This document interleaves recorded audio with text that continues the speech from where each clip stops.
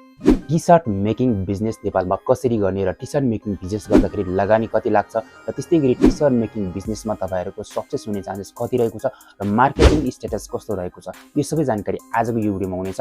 यदि तपाई T short business गर्न चाहनुहुन्छ र तपाईहरु लो कस्टमा तपाईहरु आफ्नो ब्रान्डलाई प्रमोसन गरेर तपाईहरु मार्केटमा उत्रिने वाला हुनुहुन्छ भने तपाईहरुको लागि यो भिडियो एकदमै महत्त्वपूर्ण हुनेछ। र त्यस्तै गरी तपाई as a new businessman हुनुहुन्छ भने तपाईहरुको लागि एकदमै जान्न पर्ने केही सेटिङहरु अथवा केही ट्रिकहरु बारेमा जानकारी गराउने छु। त्यसैले भिडियो अन्त्यसम्म रहनु होला र भिडियोलाई लाइक गर्नुभएको छैन लाइकको बटन अहिले नै ठोकिदिनुस्। त्यस्तै गरी च्यानललाई सब्स्क्राइब गर्नु छैन च्यानललाई सब्स्क्राइब गरिदिनुस्। अब लागौँ भिडियो स्टार्ट गर्नतर्फ।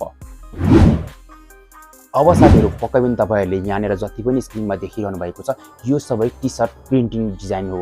एन्ड कि तपाईहरुले आफ्नो डिजाइन गरेर कस्टम डिजाइन गरेर तपाईहरुले प्रिन्ट गरेको बेस्ट हो, जसमा चाहिँ तपाईहरुले विभिन्न फेमस ठाउँहरुको तपाईहरुले नाम राख्न सक्नुहुन्छ। त्यसै गरी तपाईहरुले विभिन्न डायलेक्टहरु हुन्छ जुन चाहिँ सिनेमामा उल्लेख गरेको हुन्छ अथवा कमेडी एक्टरहरुले जुन चाहिँ उल्लेख गरेको तपाईहरुले केही शब्दहरुलाई तपाईहरुले बेस्टमा प्रिन्ट गरेर तपाईहरुले मार्केटमा उतारेर तपाईहरुले त्यसलाई सेल गर्न सक्नुहुन्छ अथवा बेच्न सक्नुहुनेछ।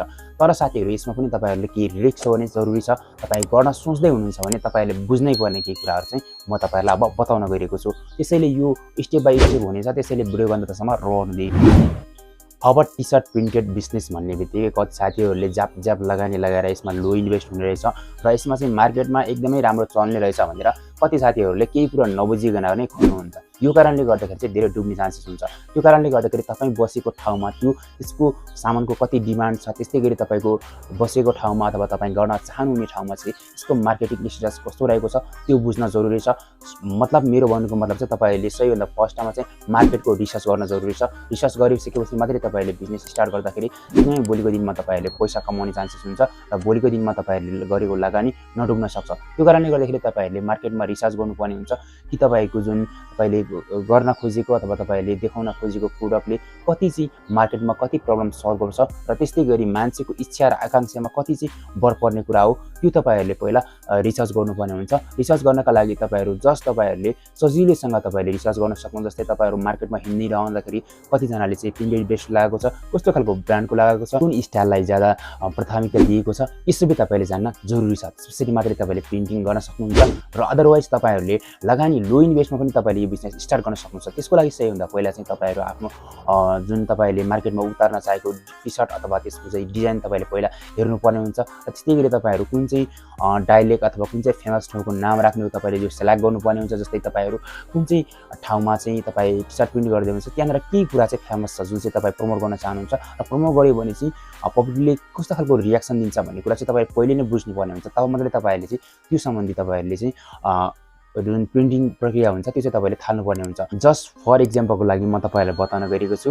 एउटा बेस्ट थियो प्रिन्ट गरेको मेरो प्यारो उखलढुङ्गा। अब साथीहरु यो मेरो प्यारो उखलढुङ्गा भन्ने शब्द चाहिँ सिधै चरण श्रेष्ठ ज्यूले चाहिँ पहिला नै मुखारबिन्दुबाट चाहिँ गाइसक्नु भएको छ यो गीतलाई। तर साथीहरुको जति पनि उखलढुङ्गामा हुनुहुन्छ उहाँहरुको लागि मैले टार्गेट गरेर यो चीज बताएको, जसमा चाहिँ मेरो प्यारो उखलढुङ्गा मतलब चाहिँ अब उखलढुङ्गा बस्ने जति पनि हुन्छ उसलाई चाहिँ आफ्नो ठाउँ आफ्नो गाउँ नै प्यारो हुन्छ। त्यो कारणले गर्दाखेरि चाहिँ मैले यदि यो बेस्ट प्रिन्ट गरे भने चाहिँ मेरो प्यारो उखलढुङ्गा बेस्ट मैले प्रिन्ट गर्ने हो भने चाहिँ त्यसमा चाहिँ बिक्ने चान्सेस ज्यादा हुन्छ, किनभने ठाउँको मैले मार्केट टार्गेट गरेर त्यस्तो खालको चाहिँ बेस्टहरु प्रिन्ट गर्न सकिन्छ। यस्तै गरी तपाईहरुले पनि आफ्नो जुन तपाईहरु लोकल एरिया भयो तपाईहरु बस्ने ठाउँको तपाईहरुले चाहिँ केही फेमस चिजलाई चाहिँ तपाईले टार्गेट गरेर तपाईहरुले यसलाई बेस्टमा प्रिन्ट गर्न सक्नुहुन्छ। तपाईहरुले अदरवाइज तपाईहरुले क्वालिटी चेक गरेर एकचोटी तपाईहरुले आफ्नो प्रिन्टिङ मेसिन छैन भने तपाईहरुले प्रिन्टर गर्न लगाउँदाखेरि लगभग तपाईले 50-60 पिस अथवा तपाईले 20-25 पिस तपाईले फर्स्टमा चाहिँ प्रिन्ट गरेर तपाईले पछि तपाईहरुले चाहिँ